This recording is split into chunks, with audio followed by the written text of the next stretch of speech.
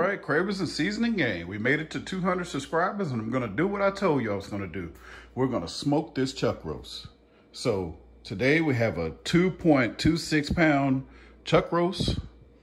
You're gonna need some pecan wood or whatever your favorite wood is. I like pecan with beef. Some Italian dressing, some cheap Italian dressing, some cheap steak sauce. You don't need the expensive stuff for this. And some of this sweet and smoky. I got it from Sam's Club. You probably can get it from Walmart or whatever your favorite rub is. And some really thick foil and 2 Ziploc bags.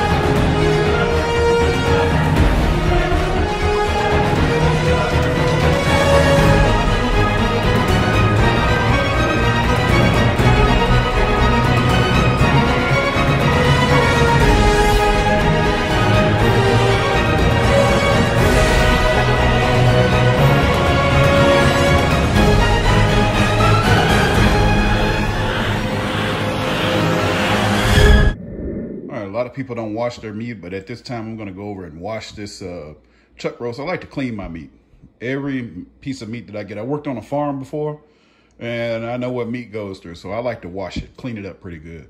So I'm gonna go clean my meat. If not, you can get yours just prepared inside of whatever right now. But we're just gonna drop this roast over into a Ziploc bag once we get done washing it. All right, so now we got our chuck roast inside of this Ziploc bag. You're gonna pour the entire thing of steak sauce in there.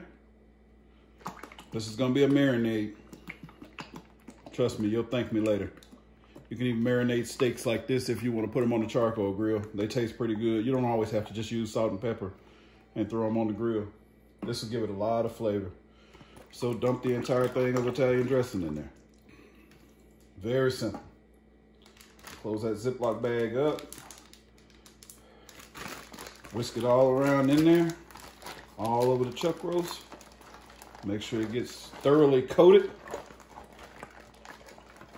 And we're gonna put that sucker in the fridge overnight. If you don't wanna put it in there overnight, you can do it 3 hours before you get ready to cook the thing. All right, put that chuck roast in the fridge. Take your second Ziploc bag, and you're gonna drop some of these wood chips in there. Put a lot in there. I'd say about a third of this Ziploc bag full of wood chips. See that? Maybe a fourth. No, that's about a third. So you want to fill that up about a third of the way and come about halfway with water to soak these chips. You can soak them overnight or you can soak them for 3 hours. But I didn't explain to you why we're using these wood chips. We're gonna be smoking this bad boy on the gas grill, something that you probably never done before. I'm about to teach you something new. All right, now that you got that part covered, let's seal this Ziploc bag up. When you get to the end, let all the air out. Don't let the water come out of there. Seal that sucker up. You want it to be almost airtight, like so. That way you can soak these chips and they'll be nice and wet and won't burn up so fast. The reason that you have the foil, I'll go ahead and start explaining everything to you, is you're gonna make a smoke pack. It's called a smoke bomb or whatever to put your chips in. And I'll show you how to do that when we get out to the grill. The sweet and smoky is for when you take the meat out of the refrigerator. You're gonna wipe it down and coat it with that rub or whatever rub that you like to use. All right, Cravings and Seasoning Gang, it is time. Take your bag of marinade out. Get your pan ready. Go ahead and grab that sucker out. Let it drip for just a little while, let some of it come off. All right, so that was your binder, the stuff that we already have on there. Now you're gonna coat it down with this sweet and smoky rub. See that? Let me get real close. Or whatever kind of rub that you like. This is the kind that I like. So let's get that sucker coated down. All right, grab it, flip it. Hit the other side. All right. Then you're gonna grab this other side. I wanna grab this with my hand, but I got some other things to do with my hand as soon as I get done with this. So get the sides. All right, now take your pecan chips. You can say pecan, pecan. I'm from the South. I call it pecan. You can call it pecan. I don't care. Anyway, take those and drain them. I prefer to drain them outside because sometimes a few little chips fall out. You don't want all that in your sink. But just make sure you get those drained pretty good. I usually buy this grilling foil, the non-stick, but you can get whatever is heavy duty that you have accessible wherever you are. So you're gonna pull out a piece about like that. And then you're gonna pull out another one just like it. And I don't turn both of them the same way. I put one the opposite direction. All right. So then I like to take a paper towel. And you don't have to do all this if you drain yours pretty good, but I like to put mine on top of a paper towel. Drop those wood chips on there.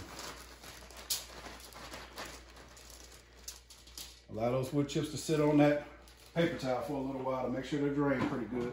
You don't want water running all out of them. All right. We should be good. I got these splittable paper towels so I can pull them and drop it right there in the center. Doesn't matter if some of your wood stays on the paper towel, just throw it away. You got plenty there.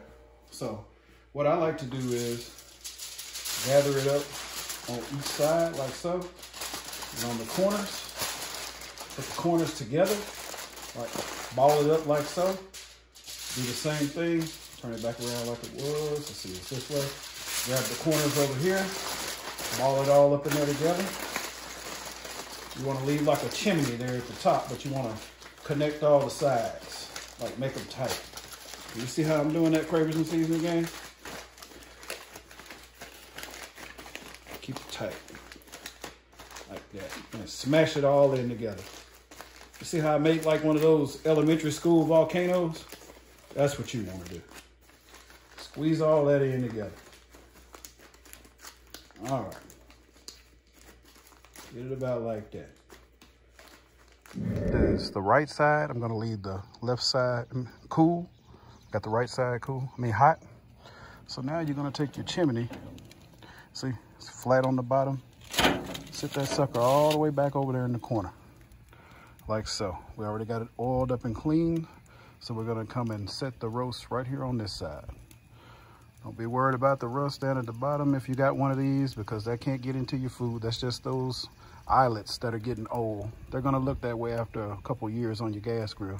Just make sure your grates are oiled down and set your meat right there on the grill. All right, we're back. We got the meat. I'm gonna take it on this side that has all that seasoning on it and set it up. We can get it out of there with one hand. Turn that sucker long way. Like that. Get it away from that heat. Bring it all the way over. Like so. The heat is over there, and this is over here. So you want this thing at like 450. If you start hearing this roast sizzle, then turn it down some on the other side, because some of them heat up hotter than others. All right, I'll see you in about an hour, and we're gonna come out and spray it with some apple juice. Like I told you in my last video, you can spray it with beef broth if you want to, or whatever you like to spray your smoked meat with. But you remember in my smoking and grilling video, I told you always have something to spray your meat down with. All right, see you in an hour.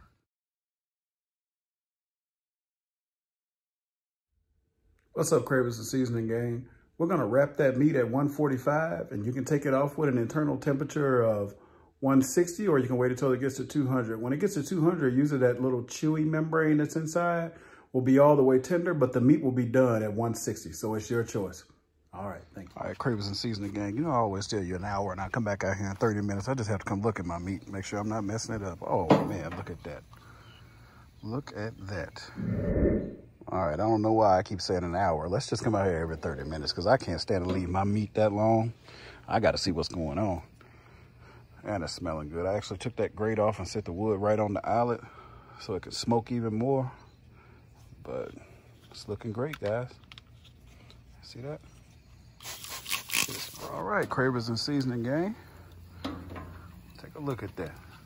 Let's take an internal temp on this thing. First thing you want to do is turn that thing on. Let's check it. We're gonna go in through the side.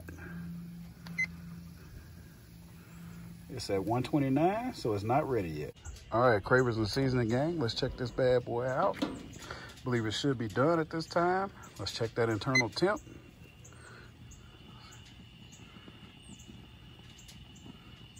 Oh wow, it's at 172, 174. Let's check it from the top. Let's turn it off and turn it back on. Let's check it from the top. Make sure you don't touch the grill. Just shoot it right there to the middle. Get this wrapped up and sit it up there on the top rack and leave it up there for the next 30 minutes. So when you put it inside of this paper, spray it with the apple juice again, cover it for an hour. Top rack, we're gonna turn our heat off at this time. And we're just gonna close the grill and let it keep smoking and just let the temperature die down. After an hour, we're gonna come back and take it off. All right, Cravers and Seasoning gang, it's been an hour. The temperature is still up on this gas grill. Boy, this joker holds heat good. So we're gonna go ahead and grab that off, set it in our pan. We're gonna take it in the house and let it rest for like 30 minutes. All right, Seasoning gang and Cravers, let's unwrap this bad boy and see what it's looking like. Let's unleash that beast. Oh man, it's got the little burny ends on it and everything. All right, it's juicy too. Lay it down. Let's go straight for this piece right here. Let's slice it down. Oh, nice and tender. Look at that. If I can get my tone stack right. It's looking pretty good. Nice and juicy.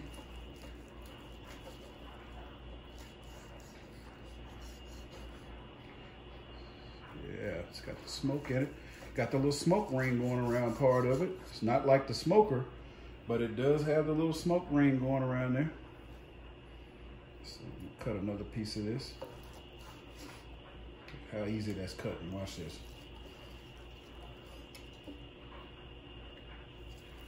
So juicy.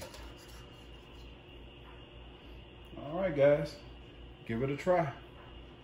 Thanks for watching.